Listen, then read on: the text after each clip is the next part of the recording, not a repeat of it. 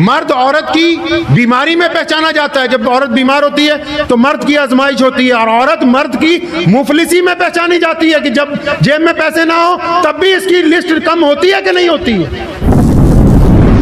अल्लाहु अकबर। कि आपके ऊपर दारो मदार टिका हुआ है मिल्लत इस्लामिया का।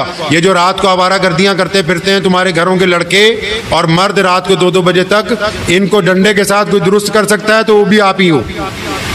जब और बहुत सारी बातें मनवा सकती हैं तो ये भी मनवा सकती हैं कि भाई रात को वक्त पे घर पे आओ, सुबह को फजर की नमाज में उठ के टाइम पे मस्जिद के अंदर जाओ।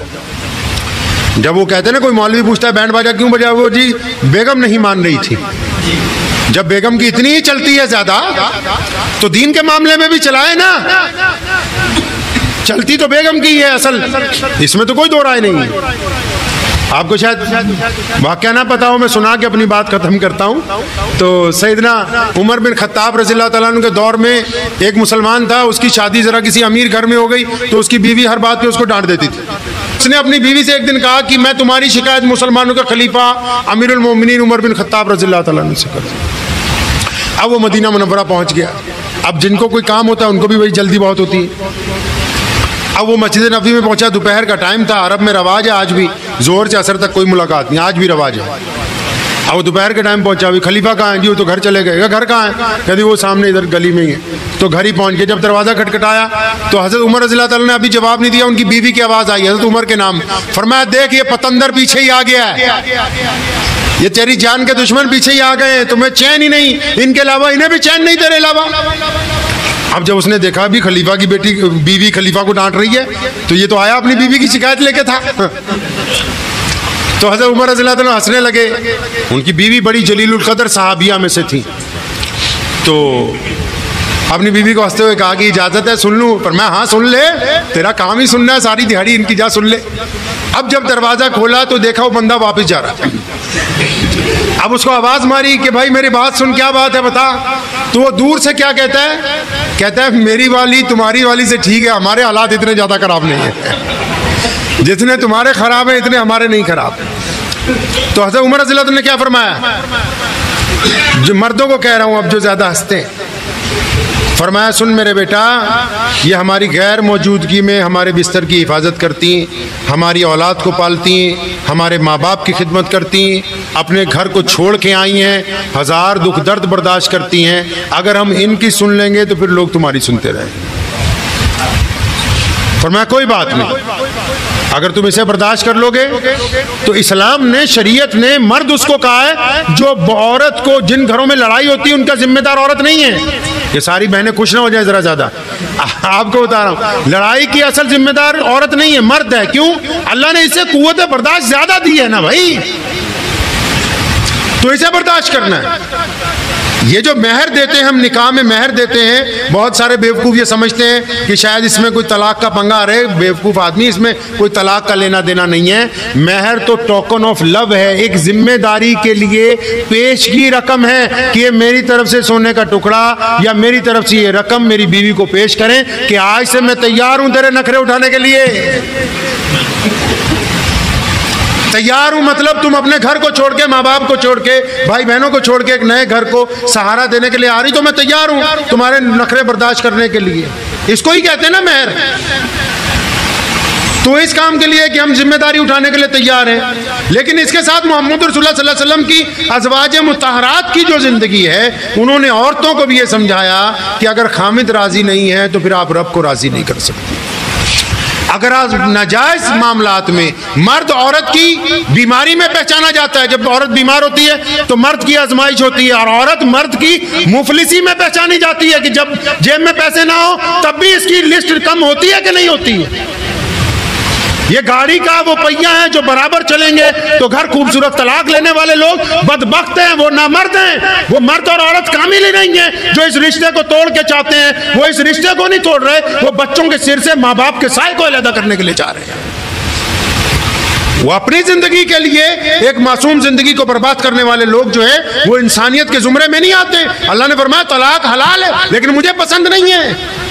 जो खानदान में मशवरा देती हैं बैठ के दूसरी औरतों को, जो मशवरा देते हैं, जो अपनी लड़ाइयों की वजह से, अपनी जिद की वजह से, अपनी अना की वजह से किसी की बेटी की, किसी के बेटे की तलाक करवाना चाहते हो, तुम मिल्लत इस्लामिया के बदबख्त लोग हो और कल क़यामत के दिन अल्लाह हुजूर के यहाँ जवाब देना होगा। इतनी जल्दी बच्चे नहीं जाने वाले। ये क्या समझा कि ये मामलात यहीं पर खत्म हो जाएगा? जिस बच्चे ने तुम्हारी वजह से यतीमी की जिंदगी गुजारी होगी, क़यामत वाले दिन उसके मिजान में भी आपको और रिश्तेदारों को लाके खड़ा किया। आप बताओ कि क्या वजूहात थी कि इनकी जिंदगी अच्छी नहीं चल सकती थी और तुमने इनको मजबूर कर दिया आपस के अंदर तो दो टुकड़े करने के लिए। ये कोई मुश्किल काम नहीं है, ये इतना बड़ा रिश्ता है। इस रिश्ते की अहमियत कोई नहीं समझते। पीछे जाएं, कुरान पढ़ें और पीछे चले जाओ, दुनिया का सिरा नुक्कड़ पकड़ लो। अल्लाह ने आदम अलैहिस्सलाम को दुनिया में जब भेजा, जन्नत में जब भेजा बना के, आदम अलैहिस्सलाम को, हमारे अब्बा को, जो कायनात के सबसे पहले इंसान है, तो जब वो जन्नत में आए, अल्लाह ने उनको जन्नत में भेज दिया तो बड़े मियाँ उदास रहते थे, अकेले थे। अब फिर एक दिन अम्मा हव्वा की पैदाइश हुई। मुफस्सिरीन ने लिखा है अल्लाह ने जब पहली खातून को दुनिया में भेजा तो मुकम्मल लिबास में थी। अब तक जितनी औरतें दुनिया में आई, सबसे ज़्यादा खूबसूरत हम सब की माँ अम्मा हव्वा अलैहिस्सलाम। अब मसला था रिश्तेदारी शुरू करने का, तो सबसे ज़्यादा महबूब रिश्ता माँ बाप का नहीं है, भाई बहन का नहीं है। सुनो, अल्लाह ने कायनात में जब रिश्तेदारी शुरू करनी थी इंसानों में, आदम अलैहिस्सलाम को फरमाया ये तेरी बीवी है। यानी इंसानों में जो पहली रिश्तेदारी की वो मियाँ और बीवी की रिश्तेदारी। अल्लाह को ये रिश्ता इतना ज़्यादा पसंद है। अल्लाह चाहते तो माँ बाप अलग अलग पैदा हो सकते थे, अल्लाह चाहते तो पहले भाई बहन पैदा होते, अल्लाह चाहते तो जोड़े बना के भेज देते, नहीं। लेकिन अल्लाह को ये रिश्ता है ही इतना पसंद कि कायनात बनाई तो सबसे पहले मियाँ बीवी का रिश्ता, कायनात में पहला रिश्ता, पहला मुआहिदा, पहली संधि आपस में जो की जा रही है, पहला एग्रीमेंट, कुछ भी नहीं है उस वक्त। कौन सा रिश्ता पहले बनाया? मियाँ और बीवी का रिश्ता। इतना मुकद्दस रिश्ता जिसे अल्लाह ने दुनिया की शुरुआत के लिए पसंद किया हो, और जिन लोगों को अल्लाह ने ये रिश्ता अता कर दिया, जिनको ये मौका दे दिया कि तुम मियाँ बीवी बन के बेहतरीन ज़िंदगी गुजारो, वो एक का मुँह दाईं तरफ है, एक का मुँह बाईं तरफ है, अपने अपने व्हाट्सएप पे लगे हुए हैं। अरे नालायकों, कभी उस रिश्ते की भी कदर करो जो मोहम्मद रसूलुल्लाह सल्लल्लाहु अलैहि वसल्लम के सदक़े अता मिला है। कदर करें इसकी इंशाअल्लाह ताला हमेशा, जब तक अल्लाह करीम ने, और इसमें वफादार रहें, वफादार रहें। ज़रूरतें सारी नहीं पूरी हुआ करती, ख्वाहिशें बादशाहों की भी नहीं पूरी हुआ करती। मर्द कलंदर वही है। कलंदर समझते हैं ना, आजकल लोग समझते हैं बस जो बहुत बड़ा पीर बाबा आ जाएगा और जोर जोर से कहता हो हक अल्लाह, बस यही कलंदर। अरे नहीं भाई, कलंदर वही है जो रिस्क हलाल कमा के ला रहा है, पंजगाना नमाज के साथ अपने बच्चों को हलाल माल खिला रहा है, ये कलंदर है। कलंदर है ये बेटी, ये बीवी कि जो अपने घर की चार दीवारी में कम वसाइल के साथ अपने जिस्म को ढांप के उसकी इज्जत को रखते हुए अपने बच्चों को पाल रही, ये कलंदर है। अल्लाह के नजदीक इसकी बड़ी इज्जत है।